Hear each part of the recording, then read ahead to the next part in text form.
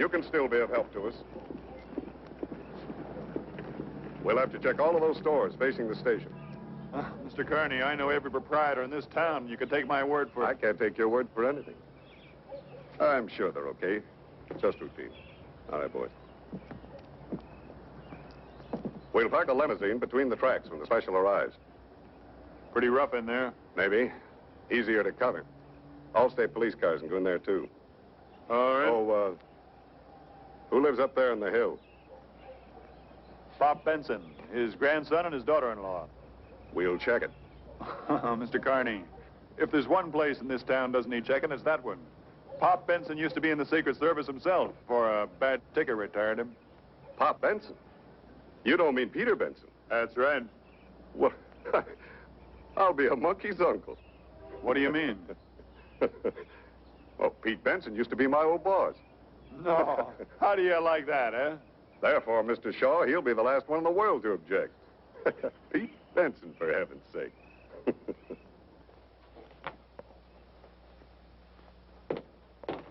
Probably a rectifier. Probably a tube. Would you please call Judd and have him come up and fix that thing before you wreck it? Wreck it? Look, I'll have you understand I built a television transmitter in '38 before you even knew what television was. Yes, but did it work? I don't know. I never did get to finish the receiver. Well, this is a receiver, and I do wish you'd call Judd. I don't want to bother Joe. Besides, it's time and a half on Saturday. Well, that'll be cheaper than what it'll cost when you get through diddling with it. Oh, now, Ellen, stop taking it out on me just because you and Todd had a fight. You haven't touched your cake. Don't want it. Pitch, darling, I made it especially for you. You made it because you wouldn't let me wear my gun. Drink your milk, darling. Sissy. What? That's what the guys call me. Well, I don't care what they call you. I'm your mother, and I think I know what's best for you. Pidge. Pidge, you shouldn't walk out when I'm talking to you. I thought you were finished. Well, the boy's just disappointed, that's all, Ellen. Dad, please stop interfering. First, you cancel him out on the hike with Cub Scouts, and the next thing... Pidge, go to your room. I'll have this old set friggin' in a minute, son. You and me watch the ball game. Dad, I've had this for the last time.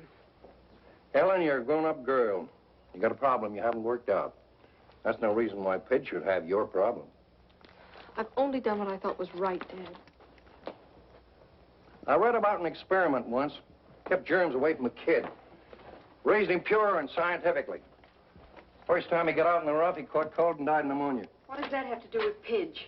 The kid hadn't been exposed. He had no immunity. There's cruelty and hatred and tyranny in the world. You can't make believe they aren't there. And Pidge has got to learn what is the law and what isn't the law so he can defend it. Defend it? So he can become a soldier and go out and be murdered like his father was? My son was killed in the performance of his duty, Ellen. Duty. Being blown to bits on some godforsaken battlefield thousands of miles from where he was born. You call that duty? Yes, Ellen. Well, is that what you'd like for Pidge? Would that make you happy? If Pete could hear you now, I think he'd be ashamed of you. How can you say a terrible thing like that? When the old boys wrote those words, life, liberty, and the pursuit of happiness, they sounded mighty nice. But they wouldn't have been worth a plug nickel if somebody hadn't made them stick. Grandpa! Grandpa! Grandpa! The window! Look out the window! Golly! What is it? Coming down the mountain from Weatherby. A whole raft of state troopers. See 'em?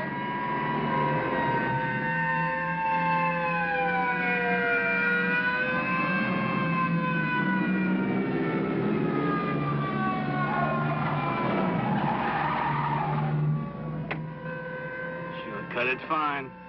You couldn't possibly be surprised with all those sirens blasting. So I try to beat them. State troopers, right on time. Yeah, they're good. The best. All right, Bob, follow me. Okay. Well, there are two routes to the White Springs Ranch. You can go over the mountains here, or you can drop down to the main highway, go on into Three Rivers, and the ranch is about 20 miles farther on. We'll stick to the main highway.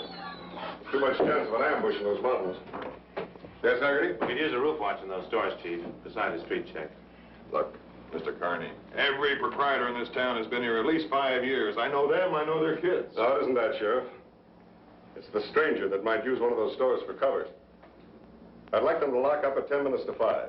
Stay locked up until 10 minutes after 5. Oh, and put a man on the roof, too. All right, Berg, give him the word. No one, including the proprietors, are to remain in those stores at locking time. Anyone seen inside after 10 minutes to 5 might be shot on sight. Like the man says, it's important. Yes, sir. Tell Wilson to keep the station clear. Schultz will take over troopers and block off traffic approaches from 4:30 on. Right. Now, there's another hazard, sir. A house up in the hill. Yeah, I know. I'll check that one myself. Yes, sir. Todd, what the Hades is going on in this burg? Did some galoot make a uranium strike? No, not exactly. Now, look, Slim, you take over here, and I'll catch up with you later.